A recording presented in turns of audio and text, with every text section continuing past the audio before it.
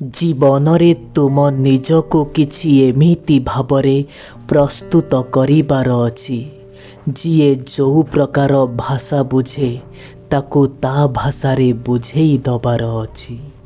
ଯଦି ଆପଣଙ୍କ ଖରାପ ସମୟରେ କୌଣସି ବି ମଣିଷ ଆପଣଙ୍କ ସାଥ ଛାଡ଼ିଦେଲା, ତେବେ ଗୋଟିଏ କଥା ଆପଣ ନିଶ୍ଚୟ ବୁଝିଯିବେ, ସିଏ ଆପଣଙ୍କ ସଙ୍ଗେ କେବେ ବି ନଥିଲା।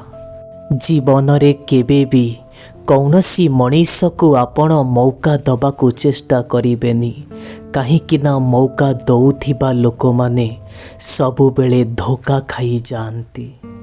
ବିଶ୍ୱାସ ଓ ଭରସା କେହି ବି ପର ଲୋକମାନେ ଭାଙ୍ଗନ୍ତି ନାହିଁ ଆଜ୍ଞା। ଯଦି ବିଶ୍ୱାସ ଓ ଭରସା ଭାଙ୍ଗେ, ତାହା କେବଳ ନିଜ ଲୋକମାନେ ହିଁ ଭାଙ୍ଗନ୍ତି। ସମସ୍ତଙ୍କ ପାଖରେ ଅଭିଯୋଗ କରିବାର କୌଣସି ବି ଅର୍ଥ ନାହିଁ।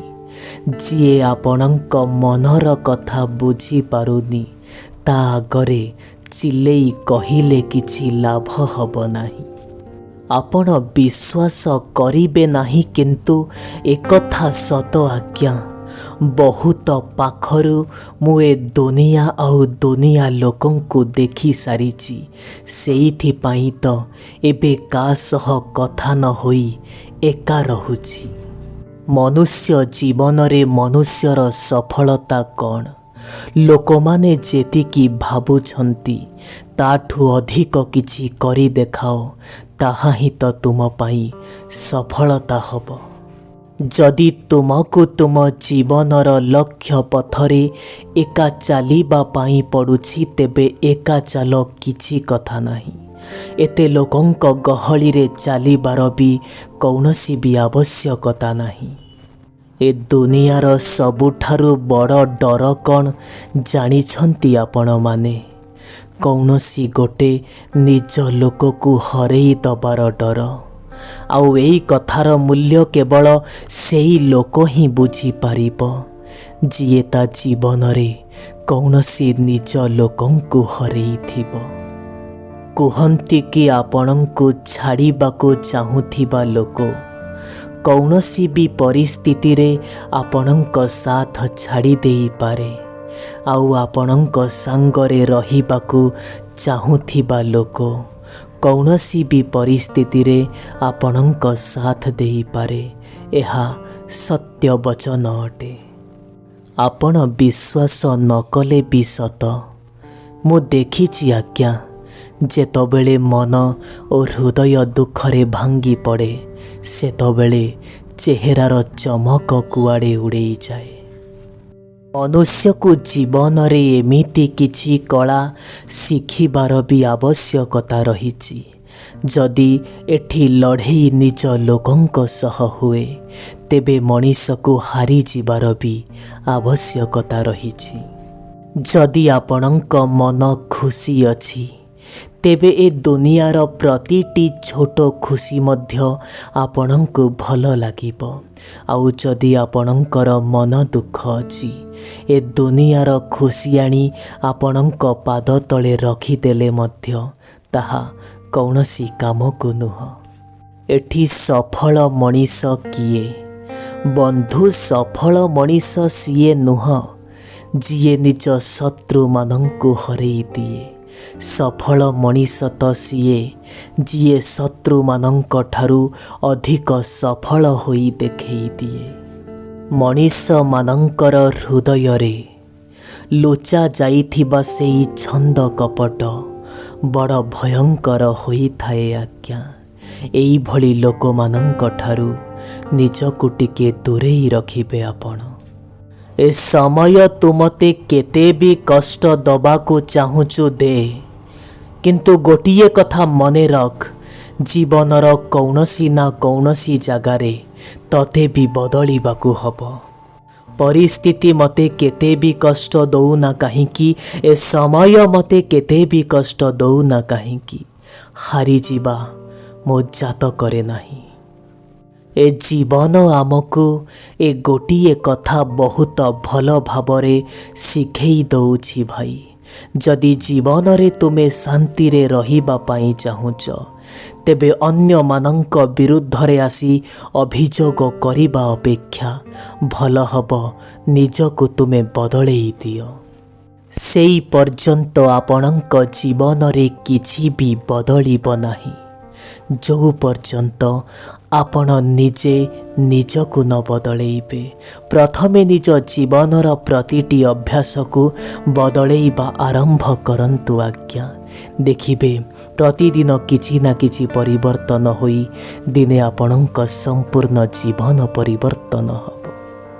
ଲୋକେ ଏଠି ଚାହା ସହ ବିସ୍କିଟ୍ ଖାଆନ୍ତି, କିନ୍ତୁ ଗୋଟିଏ କଥା ଚା ଆଉ ବିସ୍କିଟ୍ରୁ ମୁଁ ଶିଖିବା ପାଇଁ ପାଇଲି, ଯଦି କୌଣସି ଜିନିଷରେ ତୁମେ ଅଧିକ ବୁଡ଼ି ରହିବ ଶେଷରେ ତୁମେ ନଷ୍ଟ ହୋଇଯିବ। ନିଜ ଜୀବନରେ ସବୁବେଳେ ନିଜର ଲକ୍ଷ୍ୟକୁ ଉପର ସ୍ତରରେ ରଖିବା ପାଇଁ ଚେଷ୍ଟା କର। ନିଜ ଜୀବନରେ ପ୍ରତିଦିନ ଆପଣ ଆଗକୁ ବଢ଼ିବା ପାଇଁ ଚେଷ୍ଟା କରନ୍ତୁ। ଆଉ ଗୋଟେ କଥା ବନ୍ଧୁ, ଏଠି ଘୃଣା ତ ଲୋକେ ଭଗବାନଙ୍କୁ ବି କରନ୍ତି, ଆଉ ଆପଣ ତ ମଣିଷ ମାତ୍ର।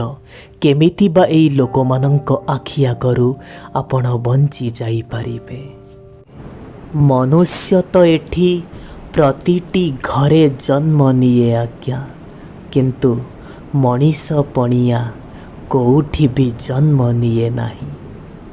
ଯେକୌଣସି ଗୋଟିଏ ବୃକ୍ଷକୁ ଆମେ ଯଦି ଛାଇରେ ରଖିବା ସେ କେବେ ବି ସବଳ ହୋଇପାରିବନି, ଆଉ ସେଇ ବୃକ୍ଷକୁ ଆମେ ଯଦି ଖରା ସହ ଲଢ଼େଇ କରିବା ପାଇଁ ଛାଡ଼ିଦେବା ତେବେ ସେ ବୃକ୍ଷ ଶକ୍ତିଶାଳୀ ନିଶ୍ଚୟ ହେଇଯିବ।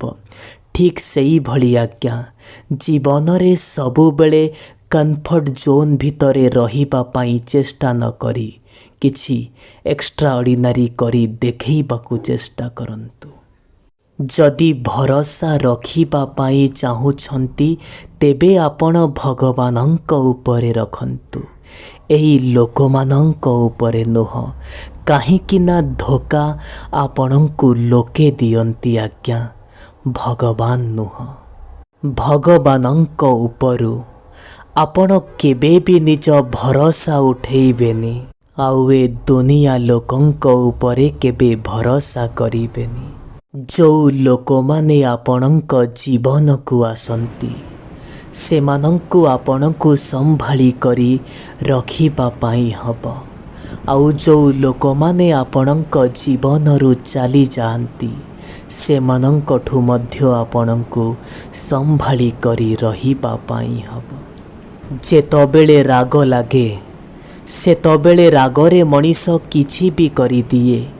ସେ କାରଣ ପାଇଁ ମଣିଷର ଶକ୍ତିର ଆବଶ୍ୟକତା ନାହିଁ ଆଜ୍ଞା, କିନ୍ତୁ ରାଗ ଲାଗୁଥିବା ସମୟରେ ବି ଯଦି ଆପଣ ଶାନ୍ତିରେ ବସିପାରିଲେ ସେଥିପାଇଁ ସତରେ ସାଧନାର ଆବଶ୍ୟକ ରହିଛି।